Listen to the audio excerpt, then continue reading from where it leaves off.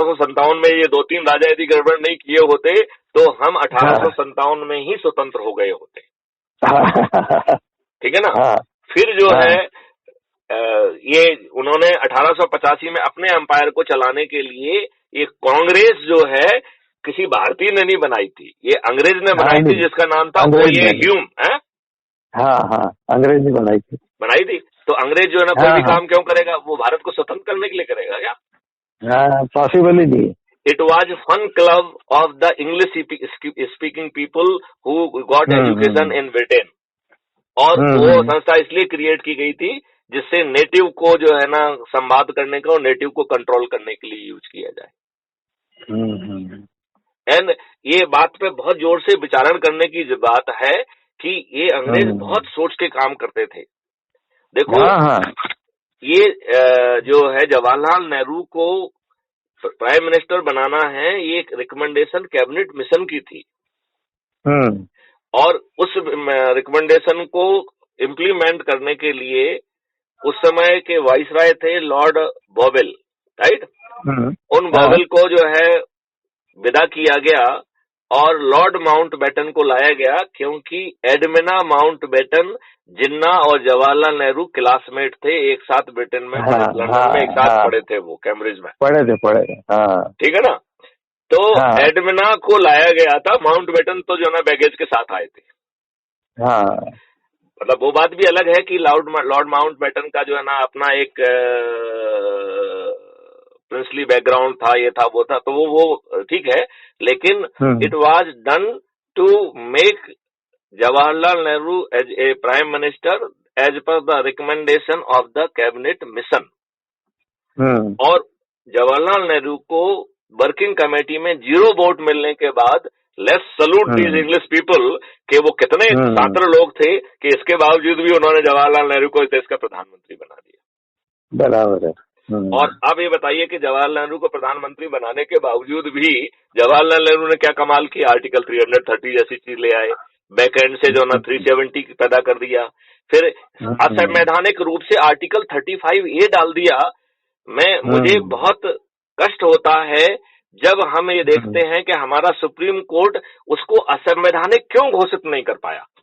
मैं तो कह रहा हूं एक बच्चा भी उसको असंवैधानिक घोषित कर देता, क्योंकि जो संवैधानिक प्रक्रिया का बिना पालन किए संविधान लागू होने के बाद कोई आर्टिकल संविधान में पैदा नहीं हो सकता है, नहीं हो सकता। और वो आर्टिकल का इतना दुरुपयोग किया गया कि उसे जम्मू एंड कश्मीर ने 1944 से लागू कर दिया। आपको मालूम है ये जो 35A है ये मई 1954 में आया और 1950 में आपका संविधान लागू हो गया था। और जम्मू एंड कश्मीर के लोगों ने इसे 1944 से लागू किया। जब आप स्वतंत्र ही नहीं हुए थे उस डेट से आप कैसे लागू कर सकते हो? डू यू नो क्यों लागू किया था? क्यों? जिससे जो हिंदू जो है 44 से 54 के बीच में आए थे, जो कि बड़ी संख्या में थे, लगभग 5.5 लाख थे, उनको जो है नागरिकता ना देना। तो पहले तो जो है ना इस देश में 2 नागरिकता देने का अधिकार जो है वो स्टेट गवर्नमेंट को क्यों दे दिया, और वो भी एक आर्टिकल के माध्यम से जो कि असंवैधानिक था। मैं इस देश के विद्वानों के ऊपर तरस खाता हूं कि इस बिंदु पे कोई चर्चा ही नहीं करना चाहता है। क्यों नहीं करना चाहते आप चर्चा? अब आपके जो भी थॉट्स है, आपके पास इतना सारा इंफॉर्मेशन है डेट वाइज, आप तो इसको फेसबुक पे डाला करें। मैं तो जो है ना अभी जो अपन बात कर रहे हैं ये वार्तालाप भी जो है ना फेसबुक पे चली जाएगी, आप चिंता मत करिए। हाँ बहुत अच्छा है तो। और मैं ये चाह रहा था कि देखिए आप टेक्नोलॉजी के फील्ड में आपने बहुत काम किया है।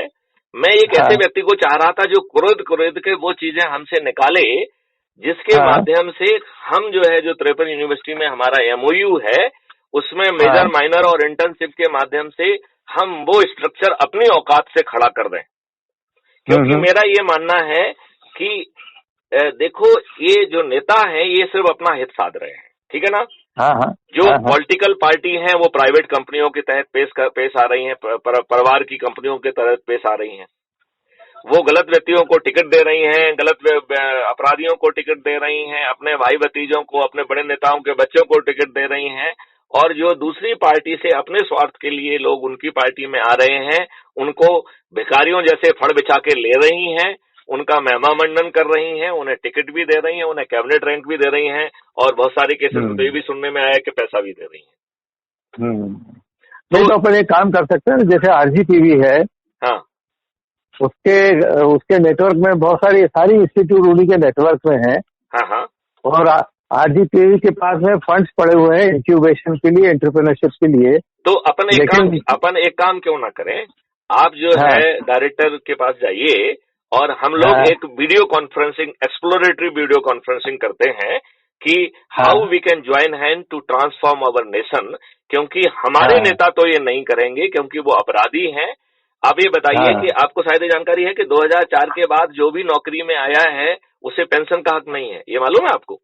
हाँ मालूम है। मालूम है। तो इन नेताओं को 4-4, 5-5 पेंशन क्यों मिल रही है? That's true. नहीं, ये तो बदतमीजी है ना। जब आपका जो है 1000 रुपए में आपका जो है ना टेलीफोन, ये वो इंटरनेट सब आ सकता है, तो 10,000 का ग्रांट क्यों मिल रहा है? इनके जो है इनके जो अभी जो हाउसेस हैं, ये मेंबर ऑफ पार्लियामेंट को हर चीज कंसेशनल क्यों है? इनको 4000 जो है ना यूनिट बिजली फ्री क्यों है? मतलब आपने अंधेर खाता बचा के रखा है, वॉइस वोट से अब अपने जो है तनख्वाह बढ़ा लेते हैं। आपने ढेर सारे पर्क्स, तो ये पर्क्स जो है ना, ये आप जो बढ़ा रहे हो वो हमारे टैक्स की मनी है भाई साहब। हाँ सही है। जो आप फ्री भी बांट रहे हो, अपना वोट कवर करके अपनी सत्ता बिठा रहे हो, वो हमारी मनी है। तुमको यदि कुछ देना है तो अपने पार्टी फंड से दो ना। तो मेरा कहना है कि जो हमारी 53 यूनिवर्सिटीज हैं, जिसमें कि आप ठीक कह रहे हैं, GSTI is also one of them, हमारे जो है DAVV भी है, ये सब हमारे MOU में भी हैं। तो आप हमारे प्रतिनिधि के तहत जो है ना उनसे बैठ के संगोष्ठी अपन करते हैं, वीडियो कॉन्फ्रेंसिंग के जरिए से बात करेंगे, फिर अपन लगेगा तो फेस टू फेस आ जाएंगे और हम जो भी बात करेंगे ऑन रिकॉर्ड करेंगे। हाँ ठीक है, क्योंकि देश की बात कर रहे हैं। वो दोनों डायरेक्टर से बात करके देखता हूँ क्या कहते हैं।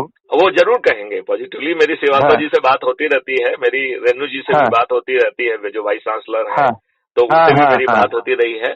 और मुझे लगता है कि जो चीज अपन टेक्नोलॉजी क्रिएट करने की बात कर रहे हैं, वो आज के बच्चों का हाथ का खेल है। तो हम उस टेक्नोलॉजी को क्रिएट करके ये ऑप्शन क्यों ना दे दें? जैसे आई डोंट नो, आपने मेरा वो सुना है क्या कि खर्च विहीन चुनाव? हाँ सुना है मैंने। आपकी क्या राय है? सुना है।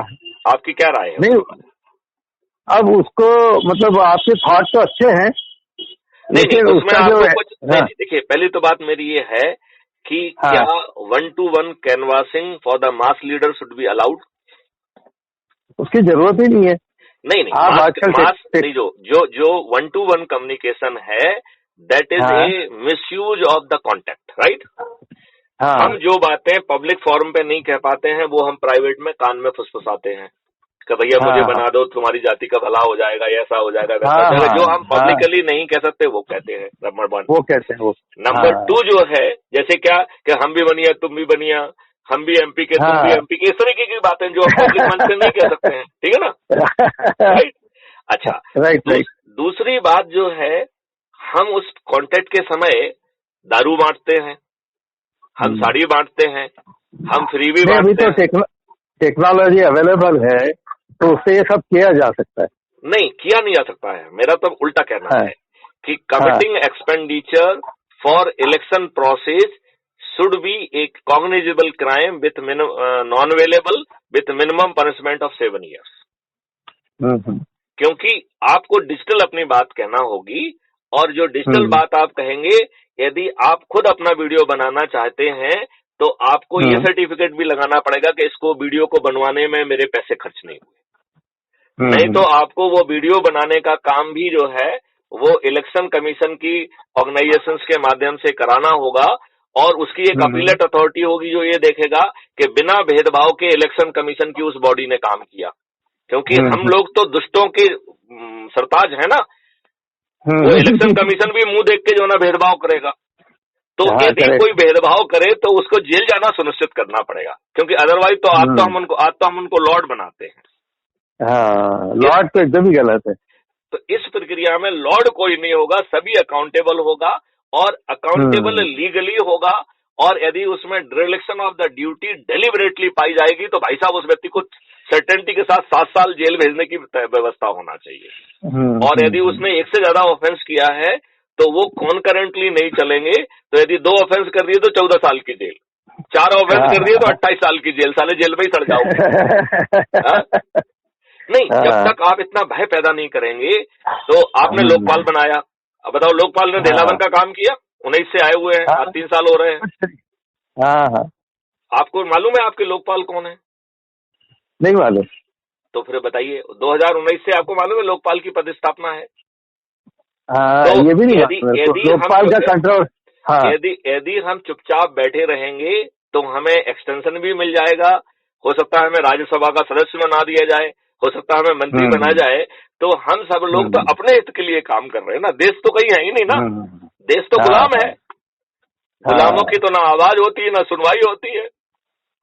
और सभी लोग शेयरिंग ऑफ स्पॉइल्स में है, ब्यूरोक्रेट्स भी, जुडिशरी भी और राजनेता भी।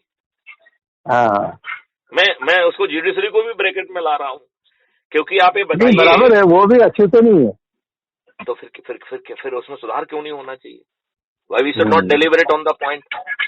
Why we must deliberate on it? True. तो उसमें जो है ना, हमने उसको जो ना, आप एक बार फिर से ध्यान से सुनिए, एक सेशन अपन उसी को कहेंगे कि क्रिएटिंग दैट टेक्नोलॉजी, जो मैं कह रहा हूँ। मतलब बच्चों का खेल है, बताइए, जो मैं कह रहा हूँ कोई छोटा मोटा काम कर रहा हूँ, कोई आज का बच्चा कर सकता है वो काम? कर सकता है। तो फिर हम करते हैं, बच्चे तो अच्छा काम कर रहे हैं, उनको विजन नहीं है। बस हम ये कह रहे हैं कि यदि हम इस पूरे विजन के अपने ही जो 53 यूनिवर्सिटीज हैं, अपने जीएसटीआई से ही क्यों ना करा दें, डीएवीवी से क्यों ना करा दें, और हम जो है ना उन प्रोफेसर्स को खोजें जिनमें की मादा है, और उनको को गाइड बना के हम जो है ना उसको लॉजिकल एंड पे ले जाएं, और वो भी 6 महीने में, ज्यादा से ज्यादा 1 साल में। नहीं, ये डुएबल है कि नहीं है? नहीं, डुएबल तो है, परस्यू करना पड़ेगा बस। तो देखिए चंदू जी, आपकी उम्र क्या है? मेरी है 68। आपकी 68 है और मैं 61 प्लस हो गया हूँ, ठीक है ना? तो हम लोगों ने अपना मेजर जिंदगी का हिस्सा पूरा कर लिया है। अब हम लोग बोनस पे जी रहे हैं, ठीक है ना? ठीक है ना? कम ज्यादा बोनस हो सकता है, लेकिन we are living on bonus. Now it is turn, एक बच्चा है, उसके लिए भविष्य का सवाल होता है, उसके लिए नौकरी का सवाल होता है, उसको अनसर्टेनिटी होती है। हमारे साथ क्या अनसर्टेनिटी है? कुछ नहीं। तो हम क्यों डेडिकेट नहीं करना चाहिए? Why we should not work to create system for the future generation? नहीं, करना ही चाहिए। हम इन नेताओं को खुदा क्यों बना रहे हैं? इनका क्या चरित्र है? इनकी सोच क्या है? इनकी एजुकेशन क्या है? ये क्या सोच रहे हैं? इनकी दुष्टतापूर्ण सोच हमारा भविष्य क्यों तय करे? हम इनको, यदि जिस प्रक्रिया से ये आए हैं, यदि हम पब्लिक से संवाद करके यदि आज 50 करोड़ लोगों को जोड़ लेते हैं तो हमारा तो एक वीडियो इन सबको हरा देगा। 545 जो है, क्या महायोगी जिन्होंने अपनी जिंदगी इस देश के निर्माण में लगा दी है अपने अपने फील्ड में, ऐसे 545 हम तपस्वी मनुष्यों को नहीं खोज सकते हैं क्या? ये राजनेता को हम क्यों मौका दें? हम जिनको मौका भी नहीं दें अपने क्राइम फ्री भारत यदि पार्टी बनाने का कल आवश्यकता पड़ती है तो। नहीं, मतलब यदि आप उनको मौका दे रहे हैं, इसका मतलब है कि उनकी अपहरणता आप मान रहे हैं। उनमें ऐसा है क्या? ना शिक्षा है, ना सोच है, ना उनको टेक्नोलॉजी का ज्ञान है, ना कुछ है, ना उन्होंने देश का भला किया, उन्होंने अपना भला किया, भ्रष्टाचार किया है, अपने लिए अकूत संपत्ति इकट्ठी की है। उन्होंने ऐसा देश के लिए क्या कर दिया है? नहीं, कुछ नहीं किया। तो फिर वो बिजनेस कर रहे हैं। तो फिर उनको वो आपके जो है ना अपरिहार्य अंग क्यों होना चाहिए? वो रिप्रेजेंटेटिव क्यों होना चाहिए? नहीं। और उनको हमें ब्लैकमेल करना चाहिए क्योंकि हमने उनको वोट दिया है कि भाई साहब ये करो, हम आपसे ही कराएंगे, और यदि आप नहीं करोगे तो फिर आपको जिल्लत करेंगे कि आपने ये नहीं किया है, हम आपका हर दिन जीना दूभर करेंगे, आपका दरबार नहीं लगने देंगे, आपके जो है कार्यक्रमों में हम नहीं जाएंगे, चाहे आप जो है ना हमारे ही पैसे से, टैक्स पेयर के पैसे से गाड़ी भेजें, हमें लंच कराएं, ब्रेकफास्ट कराएं और ऊपर से 500 रुपए दें, जो कि आजकल दे रहे हैं, वो भी दोगे तो भी आपके कार्यक्रम में नहीं जाएंगे और आपको अपने किसी कार्यक्रम में नहीं बुलाएंगे, आपके दरबार की शोभा नहीं बढ़ेंगे। और जब आप हमारे क्षेत्र में आएंगे, यदि हम 50 करोड़ 25 करोड़ हो गए हैं, तो हम नारे लगाएंगे काले अंग्रेज वापस जाओ, हम आपका जो है 2024 तक का प्रत्येक दिन दूभर कर देंगे, आप कंपेल हो जाएंगे, और ये संवाद पब्लिक अपनी थाली बजा के करेगा। तो कोई कोई जो है ना, ये एनालिस्ट की जरूरत नहीं होगी। यदि 50 करोड़ लोग थाली बजा रहे हैं तो जो है ना, इनको ठेंगा, सभी एनालिस्ट साले दड़बे में घुस जाए, क्योंकि ये तो किसी न किसी पार्टी का पट्टा लगा के पैसे लेके जो है ना, ये जो है दलाल काम कर रहे हैं। दे आर जो है trying to influence public opinion for some consideration to themselves. ठीक है, नहीं आप सहमत हैं चरण साहब? हाँ। नहीं, बराबर है। अभी क्या है, 40 मिनट से अपन बात कर रहे थे। हाँ, तो इसको कुछ कंक्लूड करते हैं ताकि कुछ अब इसको कंक्लूड ये करते हैं कि देखिए, मुझे इस बात का ज्ञान है कि आप जो है एडमिनिस्ट्रेशन और पब्लिक डोमेन और बहुत सारी चीजों से जुड़े हुए व्यक्ति नहीं हैं, तो मैं आपकी सहभागिता चाहता हूं कि आपके कॉन्टेक्ट से इस क्षेत्र में जो लोग हैं उनकी सूची बनाई जाए और उन मनुष्यों तपस्वियों को जोड़ा जाए। ये तो हो गया है एक मुद्दा। और दूसरा मुद्दा ये है कि चूंकि आप इंदौर में हैं, तो डीएवीबी भी हमारे, डीएवीबी के साथ भी हमारा एमओयू है, जीएसटीआई के साथ भी हमारा एमओयू है। तो इन दोनों के लोग दोनों ही बहुत अच्छे हैं। Mr Rakesh Srivastava is a wonderful person, madam जो है ना Renu ji is very wonderful person, वो भी अच्छी है। थवानी, संजय थनवानी वो भी बहुत अच्छे इंसान हैं, ठीक है ना। तो हम लोग इन अच्छे लोगों के माध्यम से बच्चों का यूज करके और अच्छे कोवाइड के साथ एक बाकायदा I am having in mind के कराना क्या है, करना कठिन नहीं है। और आप कह रहे हैं कि इनके पास ऑलरेडी ढेर सारा पैसा है, तो उस पैसे का भी जो थोड़ी बहुत जरूरत होगी वो यूज कर लेंगे। और देश के निर्माण के लिए हम लग जाएं, हम किसका इंतजार कर रहे हैं? ये नेता तो नहीं करेंगे, ये ब्यूरोक्रेसी तो नहीं करेगी। ब्यूरोक्रेसी तो लॉर्ड बनी हुई है, उसका फायदा उठा रही है, वो आपके भले की बात क्यों सोचेगी? ये बताओ, ये ब्यूरोक्रेसी आपके भले की बात क्यों सोचेगी? नहीं सोचेगी, वो तो अपनी पोजीशन की बात सोचेगी। जज आपके भले की बात क्यों सोचेंगे? बहुत सारे जजेज जो है ना, वो किस रास्ते से आए हैं आपको मालूम है। मतलब मैं सभी को ब्रैकेट नहीं कर रहा हूँ, क्योंकि हमारी जुडिशरी में बहुत महान और विद्वान लोग भी रहे और उन्होंने पीआईएल और ढेर सारी चीजों से बहुत सारा भला करने की कोशिश की। आज ये देश इस हालत में थोड़ा बहुत सुरक्षित हालत में है, तो उसमें जुडिशरी का बड़ा योगदान है। तो हम जो, हमारा कहना है कि हम टेक्नोलॉजी ड्रिवन सिस्टम बनाएं, जिसमें गड़बड़ी करने का किसी को जो है ना मौका नहीं होना चाहिए, नेगेटिविटी करने का मौका नहीं होना चाहिए, और पॉजिटिविटी करने के लिए everybody should have the opportunity to grow himself to the fullest extent. So individual development should be to the highest possible potential level. आपको ऐसा कुछ लग रहा है कि हम जो कह रहे हैं वो अचीवेबल नहीं है? नहीं, इसके लिए रास्ता बनाना पड़ेगा। देखिए, तो आपने जो बोले सब फैक्ट्स हैं। अब जैसे अमृत महोत्सव बना रहे हैं, जैसे इंदौर में बना रहे हैं या हर जगह बना रहे हैं, तो इसका सहारा लेते हुए, क्योंकि इसमें लोग जोड़े जाते हैं, इसका सहारा लेते हुए, जैसे यूनिवर्सिटी में अमृत महोत्सव मना रहे हैं, तो उनमें बहुत सारे लेक्चर सीरीज चल रही है। तो उसमें एक जो है ना क्राइम फ्री भारत और जो है ना भारत का विकास, भारत का जो है ना वो भारत का भविष्य, ऐसा जो भी 2-4 टॉपिक करके जो है ना, I am ready to come. आप आप रेणु जी को जानते हैं तो उनसे बात जरूर करें, तो वो फटाफट अरेंज कर देंगे। किसी बोल देंगे तो अरेंज हो जाए। मेरा ये कहना का मतलब है कि एज ए माई रिप्रेजेंटेटिव यदि आप जाके बात करें और फिर मैं भी बात कर लूंगा। ठीक है। तो मैं, उससे क्या होता है कि जब आदमी अपनी बात कहता है तो उसका वजन थोड़ा सा कम हो जाता है। नहीं, लेकिन सच्ची बात का तो वजन रहता ही है ना। नहीं, आप कहिए, फिर हम उसको फॉलो अप कर लेंगे। हाँ। या आप जब वहां रहेंगे तो उसी समय अपन कॉन्फ्रेंस कॉल कर लेंगे, कुछ वो कर लेंगे। क्योंकि देखिए, हमें अपने हदों में रहते हुए इस देश में ट्रांसफॉर्मेशन का काम करना पड़ेगा। Incremental change is not going to help this country. True, radical change चाहिए। हाँ, और रेडिकल चेंज सिस्टम ओरिएंटेड होना चाहिए, सिस्टमिक होना चाहिए, वो रिवोल्यूशनरी नहीं होना चाहिए। तो transformational but not revolutionary. Because revolutionary क्या करता है? सिस्टम को डिस्ट्रॉय करता है। हम सिस्टम को डिस्ट्रॉय नहीं करेंगे, हम सिस्टम को रिपेयर करके ऐसा कर देंगे कि उसमें कोई लॉर्ड नहीं होगा, एवरीबडी वुड बी अकाउंटेबल। और चाहे जज हो तो he is performing a judicial function, यदि ब्यूरोक्रेसी है तो he is bureaucracy must perform the bureaucratic function to the best of the potential without behaving like a lord. आप बात चलिए करते हैं कोशिश। तो है ना, आपको बताऊंगा मैं। क्या आज जाएंगे क्या आप? नहीं, आज तो मुश्किल है, उनका अपॉइंटमेंट वगैरह लेना पड़ता है। तो आप बात कर ले, यदि आज कल परसों आप मुझे बता देंगे तो अपन लगेगा तो अपन एक वीडियो कॉन्फ्रेंसिंग कर लेंगे। ठीक है, ठीक है, है ना, आई मीन सो दैट और हम जो कुछ भी कहेंगे वो कहेंगे रिकॉर्ड पे, चाहे हो चाहे ना हो। हाँ, हमें कोई काम सीक्रेसी से नहीं करना है। नहीं, ठीक है। मतलब ये हमारा वो है, क्योंकि जिस चीज को हम पब्लिकली कह नहीं सकते हैं उसको हम जमीन पर उतारने की औकात भी नहीं रखेंगे। तो यदि हम पब्लिकली कह पाएंगे तो भी हो सकता है जमीन पे ना उतरे, लेकिन यदि हम कहने की हिम्मत और औकात नहीं रख रहे हैं तो वो 200% जमीन पे नहीं उतरेगी। बराबर है ना? नहीं, ठीक है, करते हैं फिर। आपसे करता हूँ बात में। चलिए, जय हिंद, जय भारत, वंदे मातरम। वंदे मातरम।